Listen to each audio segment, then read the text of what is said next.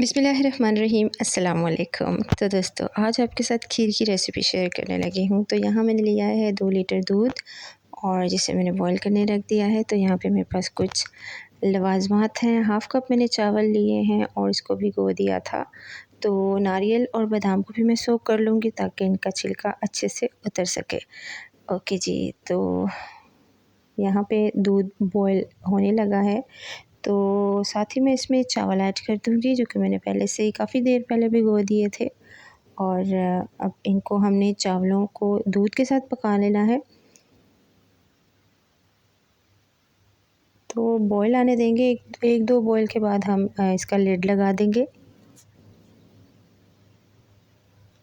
ताकि दूध की थोड़ी सी क्वांटिटी कम हो जाए। और साथ ही मैंने हाफ़ कप चीनी का भी ऐड कर दिया है यहाँ पे।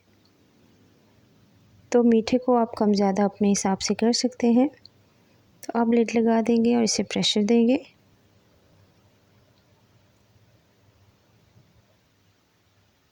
तो 6-7 मिनट का मैंने इसको प्रेशर दिया है क्योंकि चावल है और चावल दूध के साथ बॉईल हो चुके हैं। तो बाकी के जो आगे का प्रोसेस है वो हम इसको बग़ैर ढके हुए ही पकाएंगे। तो इसी तरह से हमने इसको घोट लेना है। अगर आपके पास विस्क है, विस्क से कर लीजिए। अगर आपके पास इलेक्ट्रिक बीटर अवेलेबल है तो आप उससे भी इसको बीट कर सकते हैं। लेकिन हाथ से गोटा लगाने का जो टेस्ट आता है वो मेरे ख़्याल से बीटर या दूसरी चीज़ों के साथ नहीं आएगा।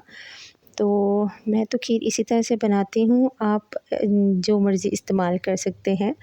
ओके जी, तो यहाँ पे आप देख सकते हैं कि काफ़ी थिक हो चुकी है और अब इसके अंदर जाएगी नारियल और साथ में बादाम। हाफ़ टी स्पून यहाँ पे ऐड करूँगी इलायची पाउडर और हाफ़ टी स्पून ही मैं यहाँ पे केवड़ा शामिल करूँगी। और अब इन चीज़ों के साथ इनको पका लेंगे। तो खीर हमारी डन हो चुकी है लेकिन अभी भी कुछ प्रोसेस बाकी है।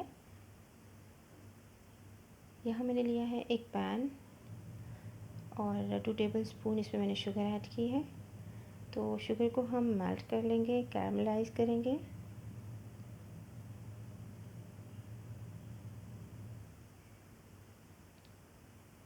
जी, तो शुगर को आपने इस तरह से इस कंडीशन में ले आना है और अब इसको खीर में हम शामिल करेंगे।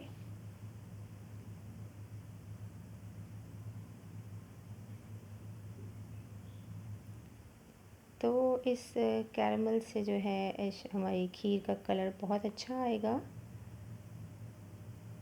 तो बाकी का भी मैंने सारा निकाल के इसमें ऐड कर दिया है।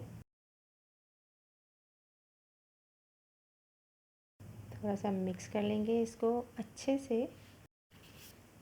तो ये खीर की थिकनेस आप चेक कर सकते हैं। अब मैं इसकी फ़ाइनल लुक आपको दिखाऊंगी इसे डिश आउट करने के बाद। तो इसे एक अच्छे से बाउल में निकाल लेते हैं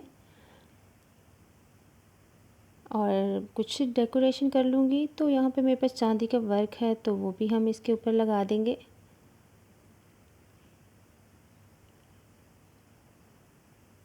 और अब कुछ आलमंड्स मेरे पास पड़े हैं तो वो भी ऐड कर दूँगी। आपके पास पिस्ता, बादाम, अखरोट या फिर कोई किसी किस्म का भी नट्स इस्तेमाल आप कर सकते हैं।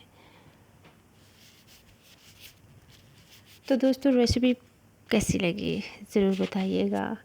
तो इसी के साथ मुझे दीजिए इजाज़त, मिलते हैं किसी और रेसिपी के साथ। तब तक के लिए अल्लाह हाफ़िज़।